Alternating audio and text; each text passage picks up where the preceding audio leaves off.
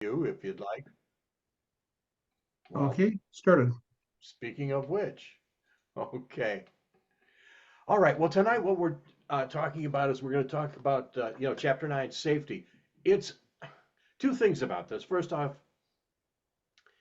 it's another chapter that I think is fairly easy to understand, and then also there's only a possible three questions that can appear on your exam for this. So we're going to fly through this pretty well, pretty easily. You know, for most technicians, very few technicians, when they start out, start building equipment.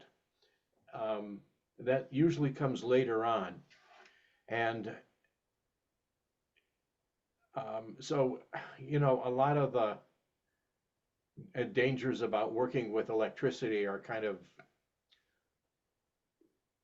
not real germane right at the beginning, since most new techs won't be doing that. And then, of course, the other thing is that the radiation we're dealing with, this RF, radio frequency radiation, this is non-ionizing radiation. It doesn't hurt very much. I mean, it won't break apart your genes or anything of that nature. Uh, you need to be careful when transmitting for anyone near the antenna, because you grab onto that antenna um, when you're transmitting, and yes, somebody could get just burns. Okay, hey, let's go It quickly hurts and through. it takes a long time to heal. Yeah, okay. Where is my?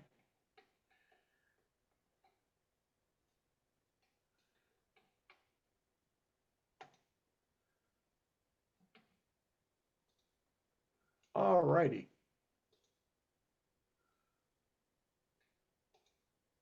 let's go for this.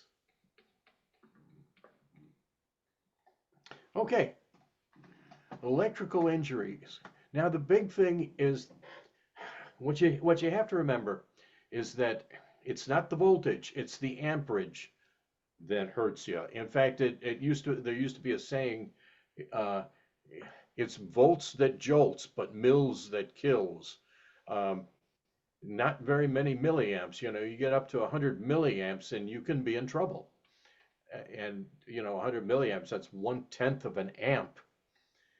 Um, what could happen as the amperage increases is that it goes from a faint tingle to a light shock, and then to all of a sudden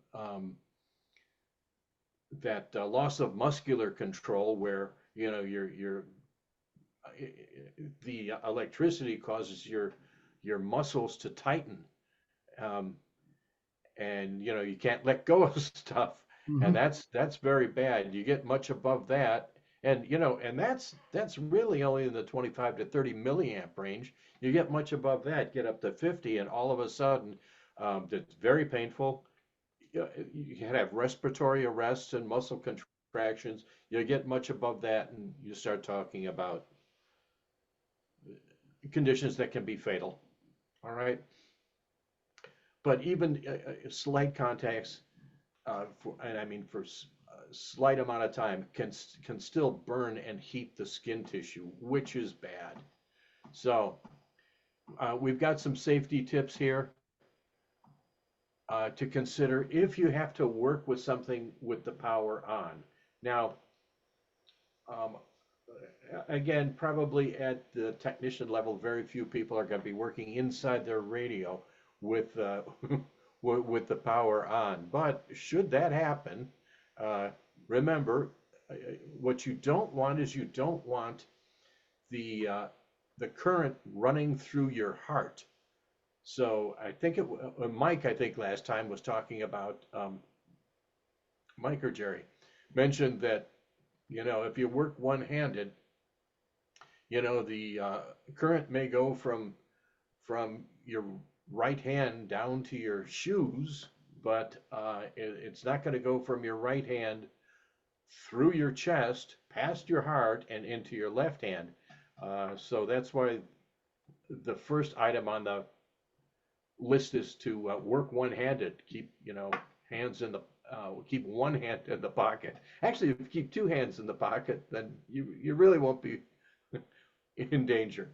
All right, wear insulating shoes. Oh, yeah, and never bypass the safety interlock. Now, some of your equipment has got a lock on it that, when you remove the cover or remove some parts of the cover, all of a sudden it um, disables the power. And it does that for a reason. It does that for safety reasons. Okay, capacitors. Remember the capacitors, even after the power is cut off, capacitors can still hold a charge, and that charge can give you a heck of a jolt. Um, Jerry before has talked about what what happens if you drop, for instance, a metal wrench across the terminals of a storage battery.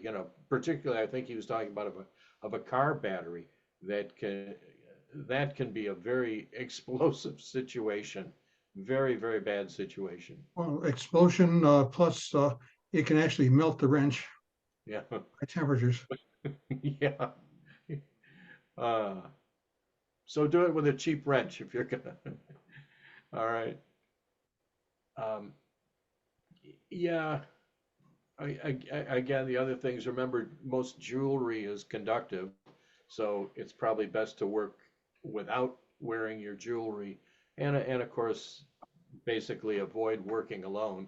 You would like someone there to, as a backup in case you do something really not bright. Uh, Okay. Bob, something I'm not sure exactly where I found it, but a chart I saw said that no voltages, well, they can give some trouble if you get into the higher voltages. Most of the stuff we have now works on 14 volts. Going to amplifiers, they go into about 45 or thereabouts. One of the charts said that above 48 volts, then the voltage and current combination can be deadly. Yeah. Yeah, but it's the current that's got to be there. Yeah. The you go running across your carpet in your stocking feet in the winter and touch a doorknob and you can get a great big shock. Now the shock that can be 1,000 volts, but there's a tiny, tiny, tiny bit of current, just a tiny bit of amperage. So even though the voltage can be quite high, it's the amperage that you got to work out with. All right, grounding, 3-wire power cords and plugs whenever you can. Ground all the equipment. Yes. Um, Not only is that for safety, but it also gives you a better signal. Ground fault interrupter circuits and circuit breakers, that's great things to be using. And of course, for AC wiring, if you don't know what you're doing, get a professional. You know, if the AC wiring is done poorly, it's you're in trouble from the start. Okay, and another thing that we hear about this all the time, never replacing fuses or circuit breakers with one of larger sizes.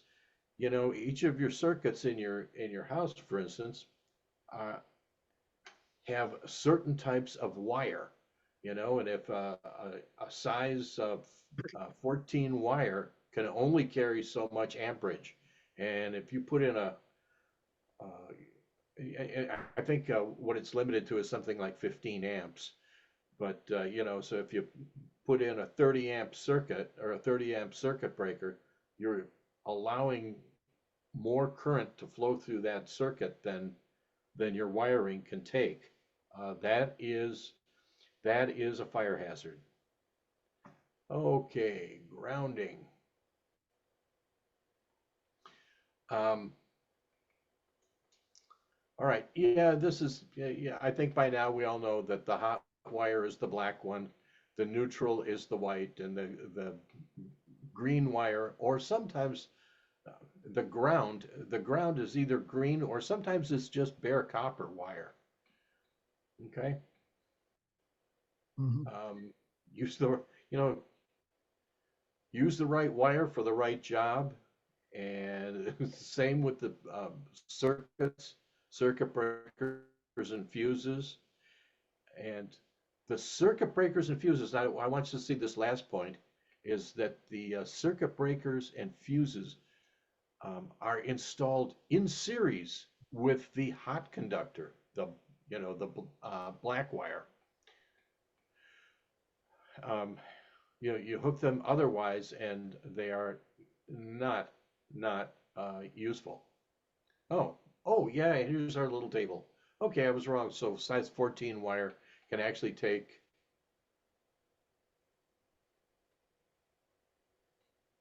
Oh, okay. The little footnote does say 15 amps for 14 gauge wire, but yep, lightning protection. Hey, Bob, Yeah. just one thing real quick that I have learned over the past year or so. Um, I often will buy things on through Amazon or whatever and alter them like a cigarette lighter plug. And on the other end, it has something that I don't need, but I need the cigarette lighter plug because like right now in my 2023 truck, it didn't come with a cigarette lighter outlet. So, that makes it difficult for me to run my emergency lights when I get on a call out. So be careful when you buy stuff from other places, especially in Asia, because the color coding of wires, there's no code. Oh, I've taken things apart and had yellow, blue, and green, and had green be the hot.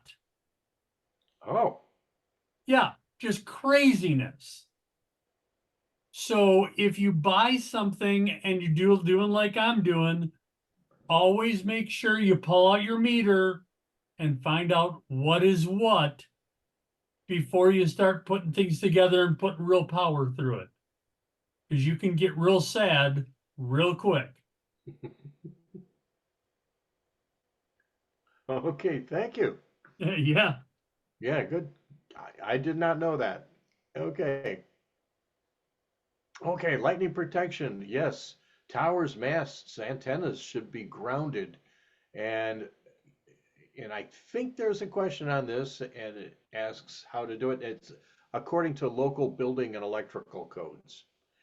Um, and connections at the tower base. That's the big difference there. They're asking you local building and electrical codes. They're not. I think they're probably going to put an answer saying, "Oh, the FCC tells you what to do," and that's wrong. Yeah. Right. Okay. All Okay. right. Can I show you something? Sure. All right. Why don't you give me permission to? Oh, let me stop sharing. Okay, go ahead. Hang- Wait. Let me just stop sharing for a second.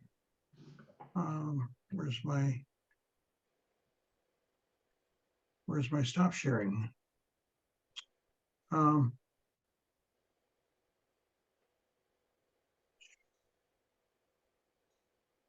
Okay.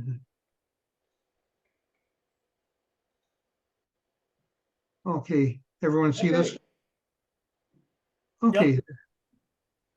There's a real-time lightning website, and this is a video of it. It's not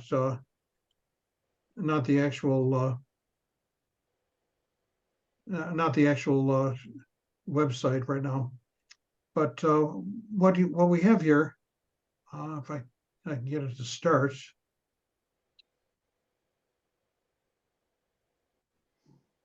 But this is globally. They have some kind of a monitoring system, and it shows where the lightning strikes are happening anywhere in the world. And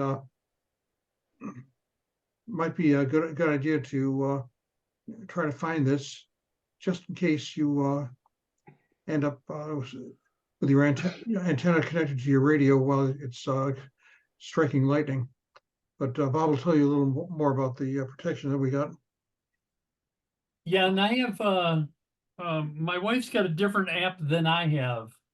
I have WeatherBug on my phone, and I'm not sure what my wife has, but both of them have a setting where you can show lightning strikes. Mhm. I was just using it today, as a matter of fact. So you can have it right on your phone if you want to. Excellent. Okay. All right. When you're grounding the tower, the connections at the base should be with, a very large diameter wire, because it's gonna, we're talking about handling lightning strikes, and that's a huge amount of voltage and a huge amount of current. So you want, as big a wire as you can get. I got number 6 for my tower. Number 6 Okay. wire. All right. Um, Ground connections should be as short and direct as possible and avoid sharp bends. You know what? There are a couple of different questions that appear on the test, or that can appear on the test, that ask about sharp bends in grounding wires. So obviously that's something to avoid. You want a path as direct and as simple to the ground, into the ground, as you can get. Okay, and then lightning arresters grounded to a common plate and connected to a nearby external ground is best. Oh, and all rods. Oh, and Jerry had a great picture that, I I'm think showed. trying to find it. I Okay. rearranged stuff so it might. Oh, wait, here. It says tower. Okay, but what you'll see when he gets that picture up is that all his ground rods are all bonded together with heavy wire. Yeah, that number 8 wire goes from the each leg of the tower to one of the grounds. All right, I'm going to. Okay, I'm going to stop sharing. Yeah, please. Okay, Okay. and I'll share. And let's see where I have that. I had it up. Oh, not that one, but this one. Well, that's interesting stuff. Yeah, these are surge protectors. A real lightning arrestor is not going to do a heck of a lot, but the surge protector has got a little bulb full of gas that acts as a sort of fuse, and it will open up the circuit and not let the lightning surges and stuff get to your equipment. And these are, I don't know, I think MFJ has them for about 30 or 40 bucks each. I don't know that that's what you're showing, Jerry. Jerry, it looks like you're showing medieval weaponry or something. Really? It's a wooden. Well, when hang on a second, Tower. All right, let me stop share and get back to it. Jeez. Farm implements, yeah. Oh, the mini, that's the Wolf Hong and Ready Snitch. That's something else. Multiple antenna madness. Wolf It was Hong. really interesting stuff. Okay, I'll tell you more about that. There you go. Those are lightning arresters. Those are lightning arresters. Yeah, and I put it outside. Amazon sells these plastic containers, which look like the same kind that the cable people use, or the telephone company. So it gives you weather protection. They've got some uh, almost self-sealing entries for the coax connector. But what happens? I have an aluminum plate. These things are made of stainless steel, so I have them all bonded to this, and I put a copper wire. I used an insulator, not an insulator, but I used a stainless steel washer and screw to fasten the thing on, so we're not going to get any corrosion. But this also goes down to the ground rod. That's the number 8 wire. Usually, well, the wires we use in our house are either 14 or 12, as Bob was talking about. Okay. Stop share.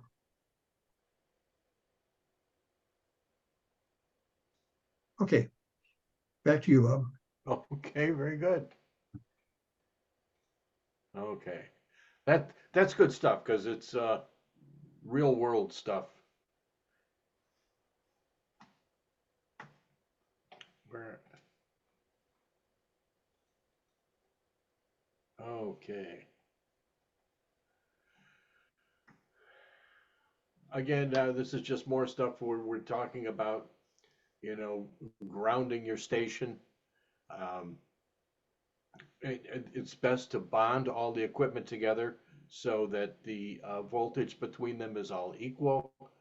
Um, and it really gives you a better RF signal. Ooh, did my screen go black? No, For, that's good. hang on, I'll be right in. Okay, I'm back. I don't know why it did that. Didn't do anything on our end, Bob. No, no. Oh, okay. No. Bob, I can tell you about an experience I had. I had a 250 volt power supply for one piece of equipment, and I had my communications receiver, which had its own built-in power supply. Somehow or other, when I touched the two together, I'd get electric shock, which is not good. So the thing, what I did was I bonded them together with a piece of wire, and no more shocks. Huh. Okay. All right. Bonding tips. Now, when we talk about bonding, we mean getting like a common, what they call a ground bus, where you can connect all of your equipment, the grounding plugs, or the grounding studs in all of your equipment to a single grounding bus and then ground that. Um, they're saying here that a solid strap is best, yes, a wide, solid copper flashing strap, because it's the lowest impedance and highly conductive, okay? All connections, again, should be as short and direct as possible. And connect the ground bus to your AC safety ground. And here we're talking about the station ground, not just the equipment ground, but there's a difference between RF grounding and AC grounding. And what we're talking about here is grounding the alternating current. Okay. Now, radio frequency interference. All right, interference between ham radio and other appliances called RFI, radio frequency interference. And you can use filters. Probably the most common way is with ferrite chokes, and to prevent signals from getting where you don't want them to be. I think the book talked specifically about preventing radio frequency signals getting into televisions by using ferrite chokes on the antenna input into the television, all right, on that wire that from the antenna into the television. So it kind of blocks out RF signals from getting into your TVs. It's a lot less prevalent nowadays. Thank goodness. Yeah, because of cable TV. Yes, because we're digital. Yeah. digital. But leave that picture up if you would, please. Okay, you see at the bottom left, that's actually a yeah, that actually you put your wire in there and then fold it over and it clicks. So it makes it very convenient to wind stuff. The upper one is where you can take a piece of coax and wind it around the ferrite core, which supposedly increases the length away from what might be causing the trouble. Okay. Oh, okay. Okay. Overload, harmonics, and spurious emissions. You know, they're all different types of radio frequency interference, and they can all be really irritating. All right. When we're talking simply about very, very strong signals, um, usually what we're talking about is what's called fundamental overload. And that's just where a signal just blasts through your receiver's ability um, to reject it. Jerry tells about, Jerry lives close to the big antenna for, is it, I forget which station it is. I have three very powerful TV stations and several radio stations, FM radio stations within about a mile and a half of me. And if I turn on a transistor radio on FM, I can hear these stations in several places on the dial. So it really overloaded this very, very cheap transistor radio. Yeah. Uh, Yeah. Instead of doing all these filters and stuff, I just put it in my car, and when I go someplace far away from the radio stations, I could listen to stuff. Yeah. Okay. Okay. And if, you know, for stuff like that, filters can, can help alleviate that, the interference. Um, broadcast reject filters. Yeah, you can get filters that sometimes called notch filters that reject certain ranges of frequencies. And then, of course, there are also high pass filters and low pass filters, which, um, like a high pass, will let the higher frequencies pass through, but will block all the lower frequencies. A low pass filter will let the lower frequencies pass through, but will block all the higher frequencies. Um, Yeah, it used to be, Bob, that high pass filters used for the TV sets, and the low pass filters were used on your transmitter. okay. All right. But that was a time when the old TV sets had first of all, they had an intermediate frequency of something like 21 megahertz, which was in our 15-meter band. So anyone working 15 meters would cause interference.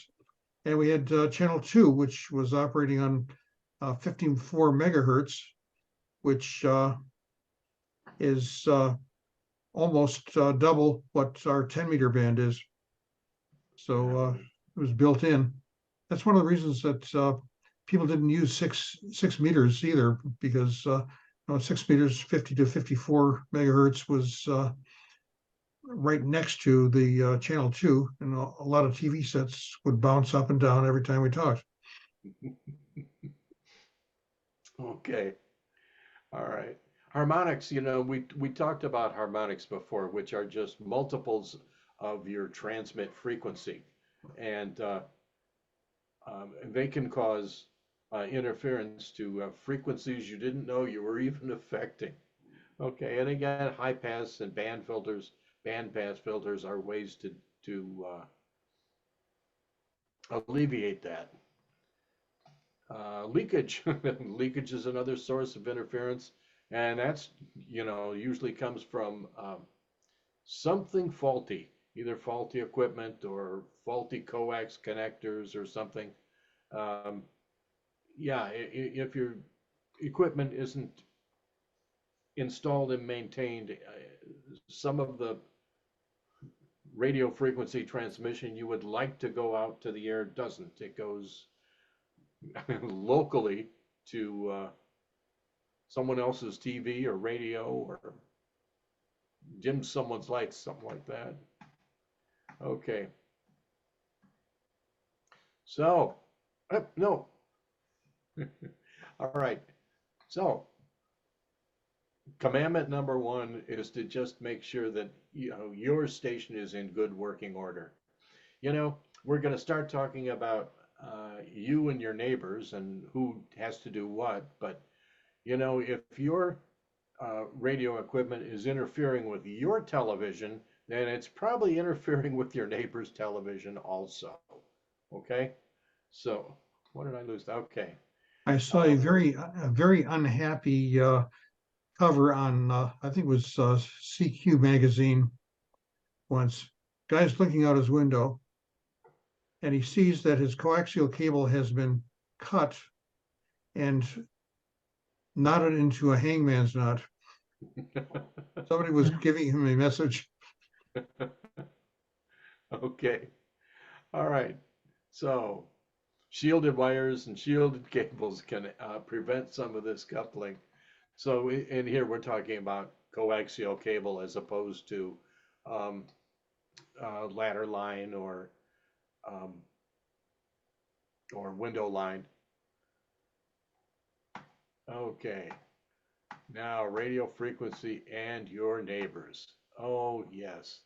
Well, this is a happy topic, isn't it? Well, the ARRL does have resources for you. If you have some interference and stuff there are people to call. You can call the headquarters and they'll refer you to someone in the general area who's more of an expert on this kind of stuff. Yeah. But again, your first step is making sure that your transmissions are the ones that are causing the problem. If you have neighbors complaining that they're getting interference and your radio's not on, well, they need to look somewhere else for their problems. Um, Yeah, you're getting in my teeth. yeah. Okay. If the interference, now if the interference is into your radio, ah, this is a different animal. The FCC prohibits devices causing harmful interference, but some electronic equipment is simply poorly made. The manufacturers can sometimes want to shortcut and cut costs and by not putting in the right filters, building the right filtering capability into their equipment. So they save a couple dollars a unit and leave the customer with the problems. Bob, you remember those lamps, those touch lamps? Yes. You turn it on. Those Yeah. things were a great cause of interference to us. Some of the circuitry in there. And there was something in QST a couple of years ago about a lot of hands were getting blanked out. They couldn't figure out why. Somebody put in a new sign in their shop window, and the controller of that sign was radiating like crazy, causing all sorts of interference. So manufacturers doing stuff on the cheap. Yeah. Yeah. Okay. Now RF exposure, right? And again, like Jerry has said before, the subject matter for the technician test, the subject matter is a mile wide, but only an inch deep. So, you can spend probably a whole college course talking about RF exposure, but we're gonna do about 3 minutes, okay? Well, maybe a little more than 3 minutes, but anyhow, remember it's non-ionizing radiation, so you know, there's no genetic damage that's ever going to come out of um, playing with amateur radio frequencies. The you know, again, if you're holding on to the antenna when someone's transmitting, your DNA isn't going to be damaged, but you know, your hand is going to be burned. So uh, that's the big you know, exposure risk is heating of the skin and just plain burns. Okay. Um, Now, different parts of the body absorb radio frequency at different frequencies than others. So, um, some large parts of your body may be very, very resistant to RF, whereas maybe your head is um, not quite so protected. Okay, now this part is something I want you to see and something I want you to know. You remember we've talked about the different bands. You know that a high frequency band from 3 megahertz to 30 megahertz, and then the VHF band where a lot of technician activity goes on. The VHF band is 30 megahertz to 300 megahertz. And now look, this is the area where the maximum permissible exposure limits are the lowest. All right, they're the lowest in that area. Now, you get up into the UHF range, well, you know, like the 70 centimeter band, 440 megahertz. That's not that's past the danger area. I mean, it's you still have to watch out, but um, the area where the maximum permissible exposure is lowest, the lowest maximum permissible exposure is in the VHF area, 30 megahertz to 300 megahertz. Yes, there is a question about that that could appear on your exam. And essentially what you have to realize there is that, and because I think they give you terms of megahertz, and they give you of the four choices, of the four possible choices, only one of them is in the 2 meter band. It's about 144 megahertz or something. And that's what you've got to recognize for that, to make it through that question. Okay. The book talked about controlled versus uncontrolled environments. Real simple concept. A controlled environment is anywhere where people are aware of possible exposure and they can take steps to minimize their exposure, like walk away or something. And then there's people in an uncontrolled environment, and that's just they are not aware of the exposure. All right, and in the uncontrolled environment, let's go back to the exposure, permissible exposure limits are lower for people in the uncontrolled environment, for people who, you know, neighbors who don't know what's going on, for instance. Okay.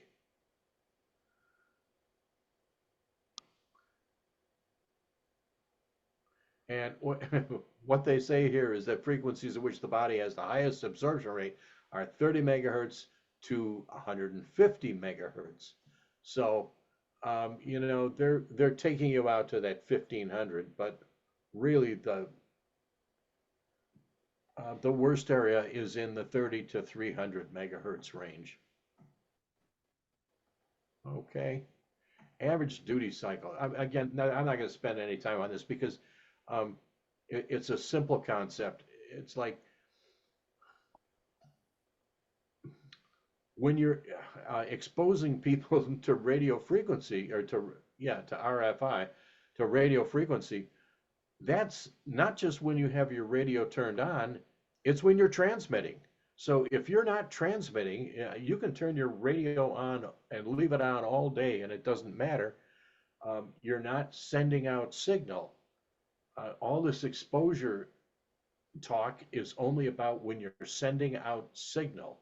All right. When you hit that push to talk and you're trying to broadcast to the atmosphere. All right. So, and the duty cycle is just the percent of time that you have the key down. It's the percent of time that you're transmitting, because that's when exposure can happen. Okay. So, um, the lower the duty cycle, the less issue you have. Now, they're talking about, Talking, that's talking sidebands or CW versus using FM or digital. FM or digital is 100% duty cycle, because yeah, when you're talking, it's always on. With CW and sideband, you're just using part of the power. With the, you're turning the signal on and off with your key, or your voice goes up and down. So it's not quite as big an exposure. yeah. Okay. Now, you are required to evaluate exposure.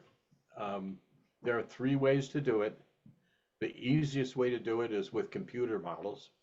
There, I believe there's a table in the book that, and I don't have it right in front of me. I think there's a table in the book that helps you with that also. But there are a number of places where you can get that. And on our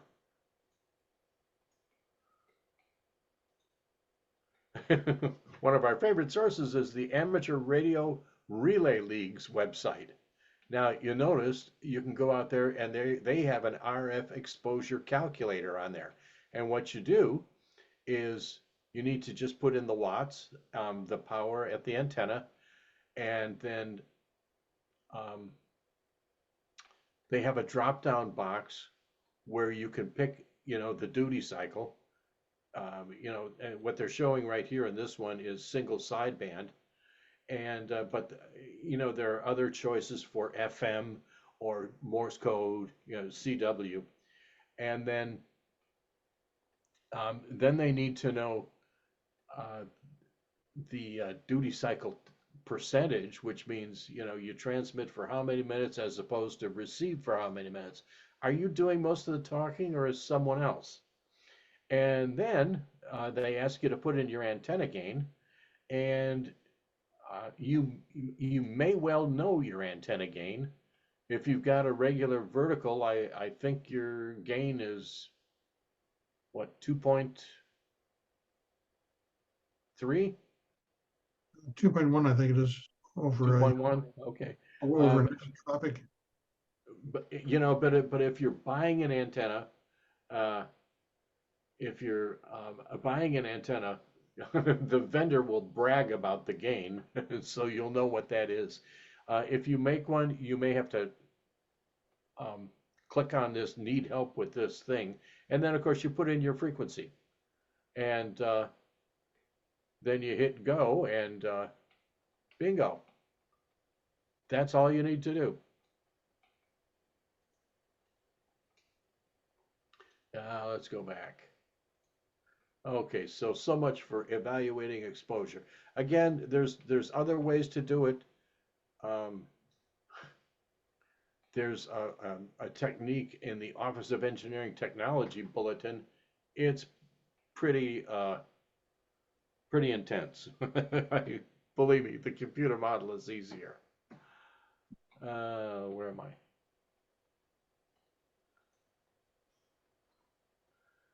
Okay. Now, to manage exposure, probably the easiest way is, if you have a directional antenna, point it away from where people are, and that may be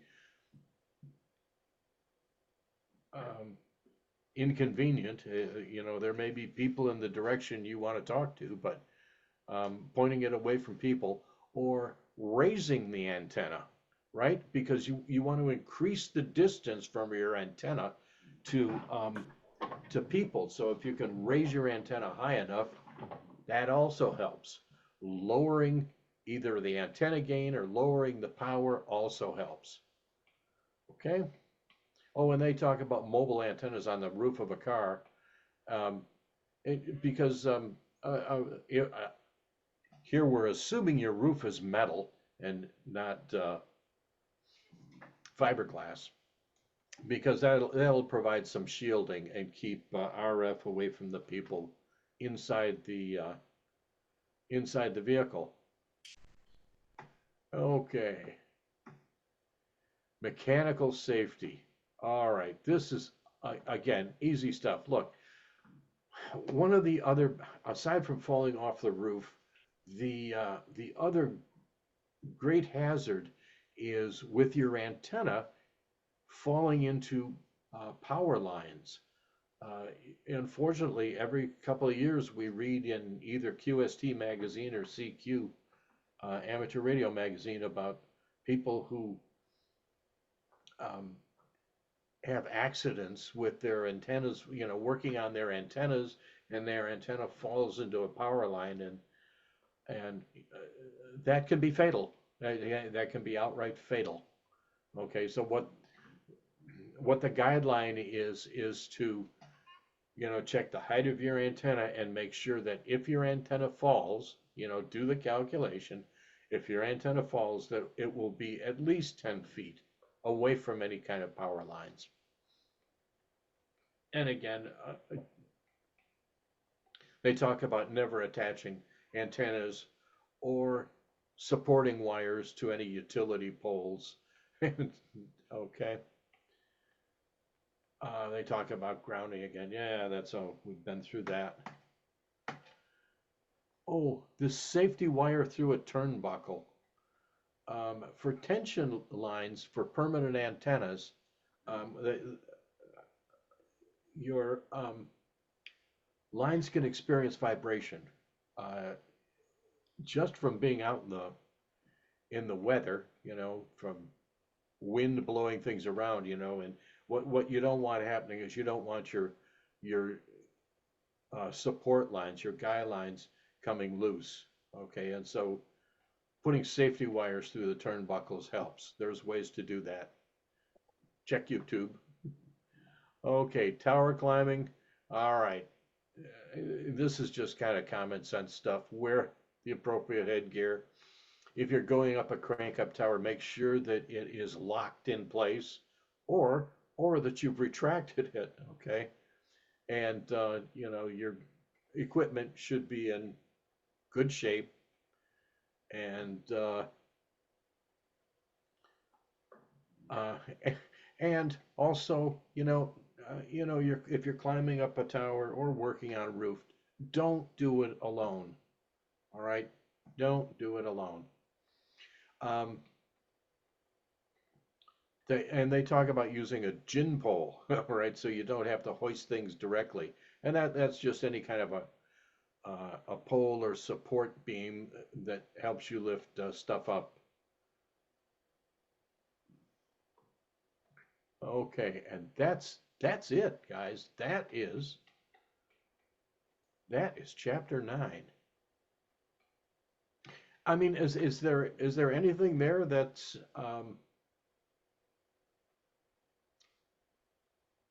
that you're unclear about, or anything you need? Tell you what, how about we go look at some questions? All right. Remember, my major goal here is just to get you through the exam. You'll learn how to be a ham after you get your technician license, but until then, let us see. End of module 9.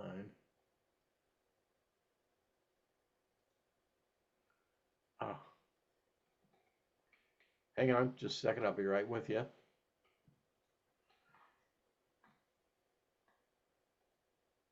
Let's get rid of that.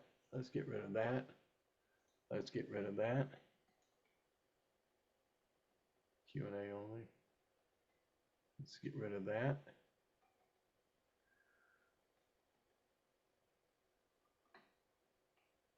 Okay.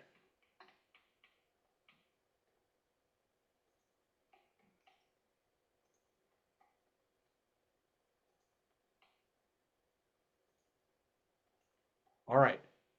Let's look at some real questions. And I'm going to breeze through these really quickly. Most of them are, right, all I'm trying to do here is reinforce, what we've talked about. Okay. Now, there are very few questions for which the correct answer is all of the above are correct. But here's one that is, okay? What health hazard is represented by electrical current flowing through the body? Can it cause heating of the tissues? Yes, it can. Can it disrupt function of the cells? Yes, it can. Can it cause involuntary muscle contractions? You bet. Okay. What hazard exists in the power supply immediately after turning it off? Remember, the whole purpose of a capacitor, its whole job is to store energy in an electrical field. So for a while, even after the power is turned off, it's going to have energy in there, and it can give you a real kick. Okay. In the US, what does the black wire mean? And it's the hot wire. Yes. All right. What's a good way to guard against electrical shock? Use 3-wire cords? Yeah, do that. Connect all AC power station equipment to a common safety ground? Yes, do that. Install mechanical interlocks with high voltage circuits? Yes, do that. All those are correct. Okay. And where should the fuse or circuit breaker be installed in an AC power circuit? And the fuse, you install it in series with the hot conductor only, because you want it when the power gets too high, you want it to be able to cut off that power. So as soon as the jolt happens. So yes, you put it in the hot conductor in series, not in parallel, in series. Okay, and where should a lightning arrestor be installed? And that's on the ground panel where the feed line enters the building. And what should be done with all external ground rods? Bond them together with heavy wire or conductive strap. All right, heavy wire or conductive strap. What's good practice when installing ground wires? Ensure that all connections are short and direct. I would have thought they would also say, and with no sharp angle turns. They didn't, but you get the meaning. No smiley faces, no Uh-oh. emojis. Here it is. Here it is, guys. What's true when installing grounding conductors for lightning protections? Yes, sharp bends must be avoided. Yeah, I knew it was there somewhere. Okay.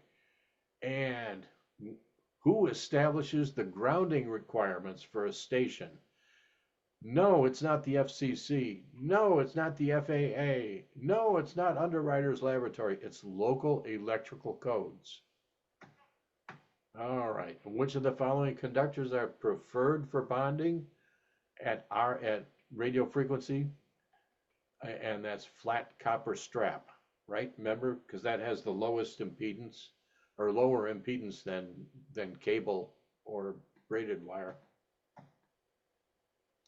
Okay, what's the symptom of RF feedback? Garbled, distorted, and unintelligible voice transmissions. Okay, and what would you use to cure distorted audio by RF current on the shield of a microphone cable? And that's where you use that little ferrite choke. Okay, and which of the following can cause radio frequency interference? Yeah, they all can. Fundamental overload, that's when just some other power source is way stronger than your equipment's ability to reject the signal. Harmonics, of course, and then spurious emissions. Okay. Oh, what would cause broadcast AM or FM radios to receive an amateur signal? And that's just the receiver is unable to reject strong signals outside the AM or FM band. And that is, kind of a sign of cheaply made equipment. Some manufacturer was taking shortcuts. Okay. And how can fundamental overload of non-amateur radio or TV receiver be reduced or eliminated? And that is block the signal with a filter at the antenna input of the affected receiver. All right, remember we're talking about putting like a ferrite choke on the antenna input to a TV or to a radio. Which of the following can reduce overload of VHF from a nearby commercial FM station? Installing a band reject filter, because you want to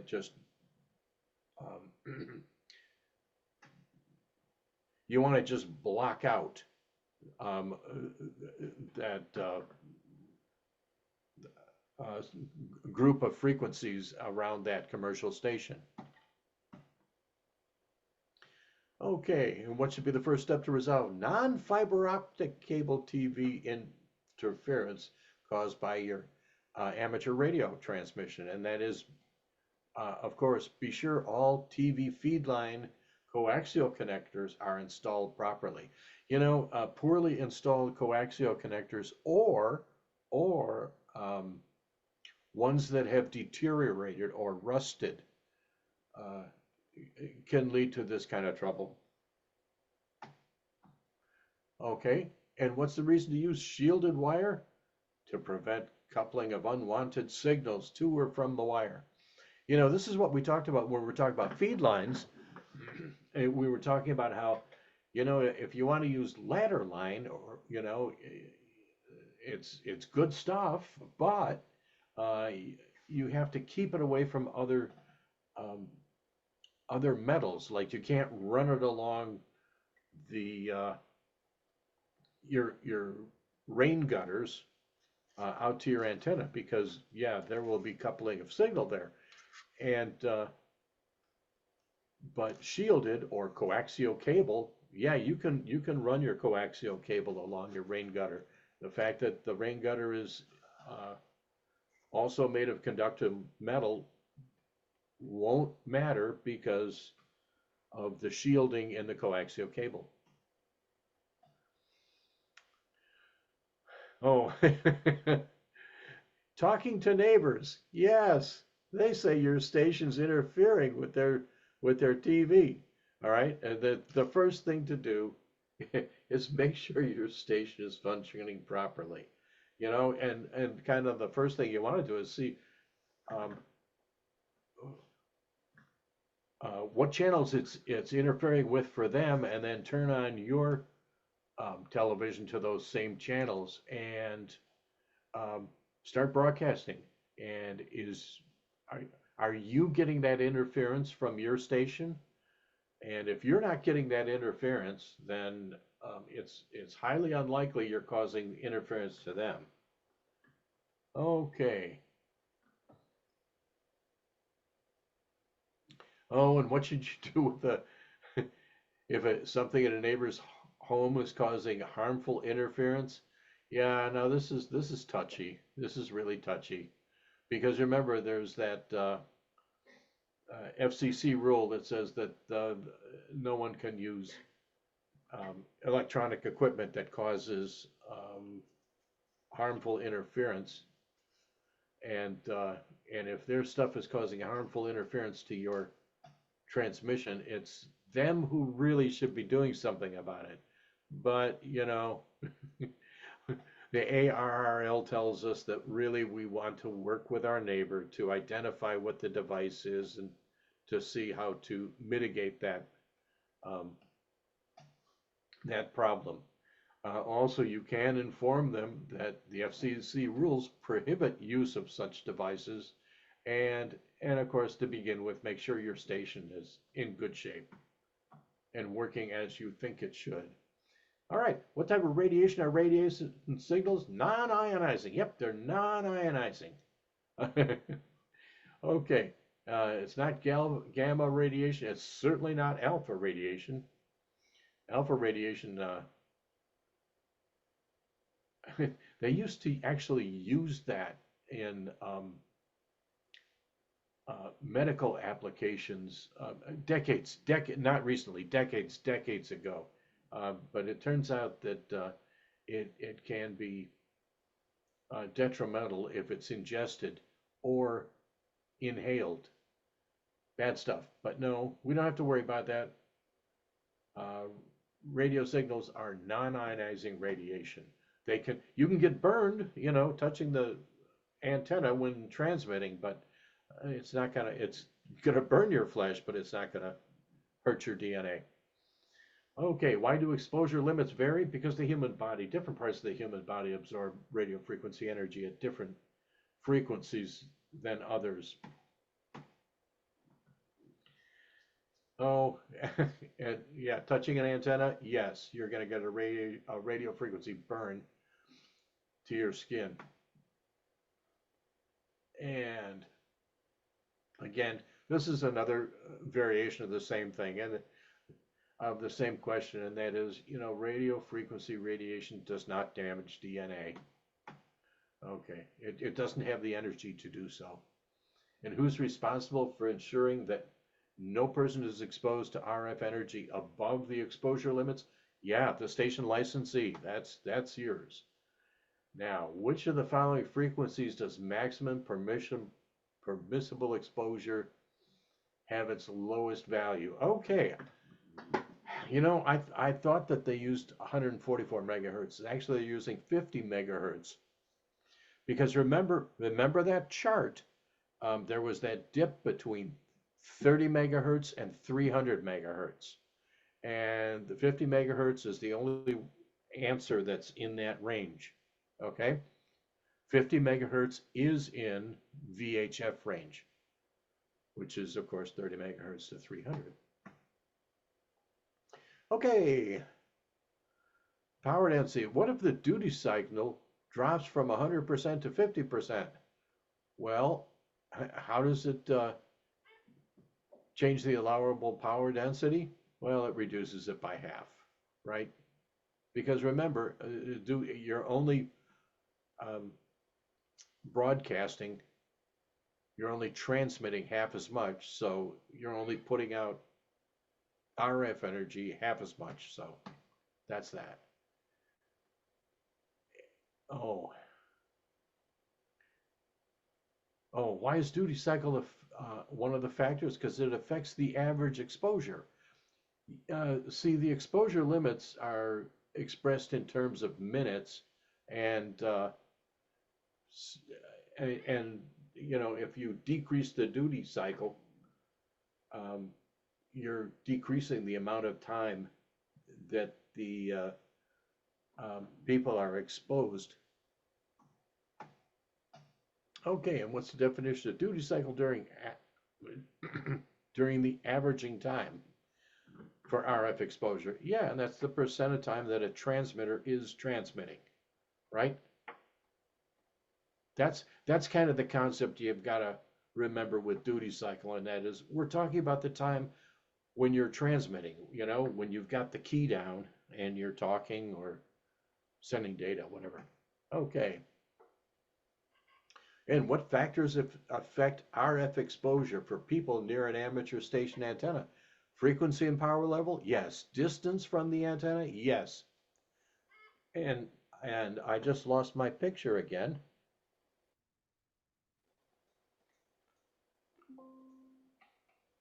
Okay, and radiation pattern of the antenna? Yeah, radiation pattern of the antenna, that's referring to a directional antenna. Okay, because if you're behind the direction the antenna is pointing, you're getting much, much less RF exposure than if you're in the directional path. Okay. Which of the following is acceptable method to determine, here we're talking about RF exposure regulation. Okay, yes, you can use the, Office of Engineering Technical Bulletin 65. Yes, you can use computer models. Yes, you can use calibrated equipment. Yeah, all of those choices are correct. Big deal. All right. And what factors affect RF exposure of people near an antenna? Yes, all of those are correct. Frequency and power level, distance, and radiation pattern. What the heck? Oh, I'm hitting the wrong key. Okay. How can you make sure your station stays in compliance and that you reevaluate your station exposure every time that you either change the antenna or add a new piece of equipment or move something or move the antenna or whatever. When you make changes, you kind of have to reevaluate. Okay. Which of the following can reduce RF exposure? Yes, relocate the antenna. Relocating the transmitter doesn't do anything because what we're talking about for exposure is how close you are to the antenna, which is sending out the RF energy. Increase the duty cycle, by the way. It's exactly wrong. It's exactly opposite. All right. What's an important safety precaution to observe when putting up an antenna tower? Yes, stay clear of electrical wires. Yes, please. And this is what we're talking about, the safety wire through the turnbuckle, and that is, to prevent loosening of the turnbuckle from vibrations, which is normally going to experience from, wind blowing and heating and cooling in the atmosphere and whatnot. Okay, and this is, all right, this is the minimum distance from a power line, and yes, you want it so that if the antenna falls, nothing comes closer than 10 feet. Okay, you got that. Proper grounding. Okay, separate 8-foot ground rods, bonded together. Yes, and oh, good Lord. No, don't attach to a utility pole because, again, we're talking about trying to avoid high voltage power lines. And what's required to climb a tower? Yeah, number one, know what you're doing. Number two, use the equipment. And number three, yeah, have good equipment and good working order. All of those are correct. Oh, and always, always, always have an observer or a helper. Don't climb the tower alone, and don't work on the roof alone. Always have someone there. Okay. Safety rule. Oh, this is for the crank-up tower. If you're going to climb the tower, and it's a crank-up tower, it should either be retracted or mechanical safety locks or blocks should be installed so the tower is not going to decide to retract when you're halfway up. And that's that.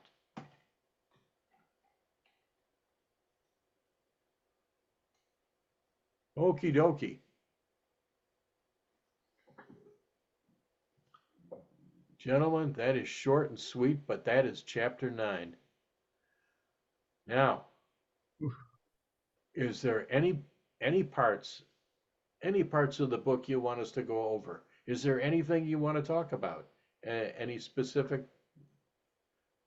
subjects you want to, more explanation about? Dennis, you good? Ah, We sang him to sleep. No, I'm good. I just, I had my I was on mute there. Oh, yeah, you're on mute. Yep. Yeah. Robert, you're on mute too. So. Yeah, Dennis, is there any subjects you want to review? Not really in the scope of this class. I'm kind of interested in the VSAT. I used to work in the oil fields and used to patch in a lot with the VSATs for remote control of oil facilities. So, Oh, okay. so I pointed them at SES1 more times than I could count, and then would call up the controllers, and they'd have me finish up the orientation of the polarization of the receiver and whatnot, and tune it in and do the fine tuning. Cool stuff. Well, we got more and more satellites out there. I think there was somebody who actually used a Chinese satellite that was going around the moon. Managed to patch into that. Of course, that took a lot of doing with a lot of technical expertise. Well, Did Well, I tell you what. he probably had enough transmitting power. He probably lit up the neighborhood.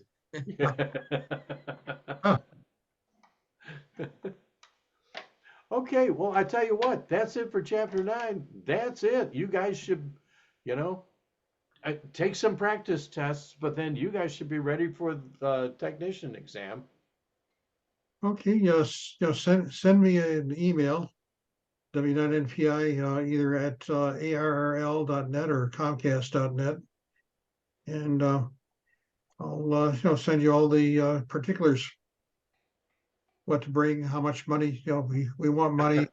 Yeah. We're not greedy. The FCC is going to bill you for more, a little bit, but that's about it. Yeah, it's, unfortunately, there haven't been more than a couple of younger guys, because the ARRL will reimburse the FCC fee for your technician That's for under 18, isn't it? under 18. Yeah. Yeah. And Dennis, you did not look like you're 18. No, I'm a few years past that. Okay, well, hey, thanks for sticking with us to the end. Yeah. And I guess that's about it for us. Right. We are going to have a meeting next Wednesday. And you're cordially invited, 7 o'clock at the Hazel Park Public Library, 9 Mile and John R. Yeah, I plan on being there and starting to take some tests constantly. Excellent, practice excellent. tests. It'll pay off big time.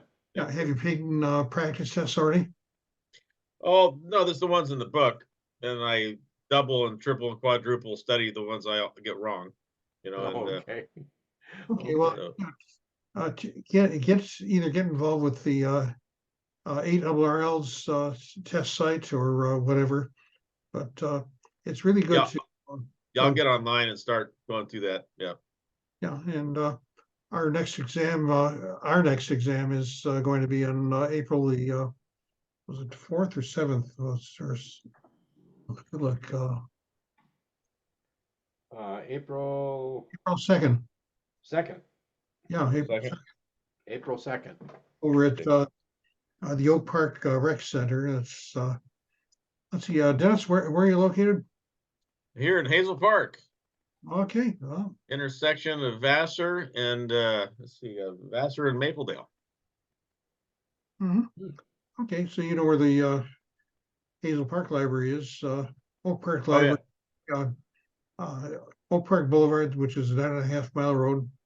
Yep. And it's west of Coolidge. Yep. And, Okay. Good bye. luck to you. All right. Okay. Signing off. And we Adios. hope to see you at the club meeting next Wednesday. I'll be there. Okay. And when you get your license, come to the meeting and we'll make a big fuss. Right. Do I have to bring donuts?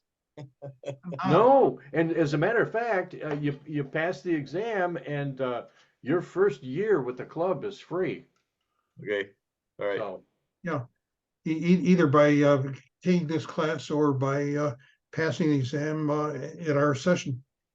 okay, all right, super. All right, guys, see you next week then. Okay, no, not, Ciao. oh, yeah, next week, next Wednesday, not next Tuesday. Right. So, right. okay. Okay, all right. Ciao. Thank you very much, everyone. Good luck.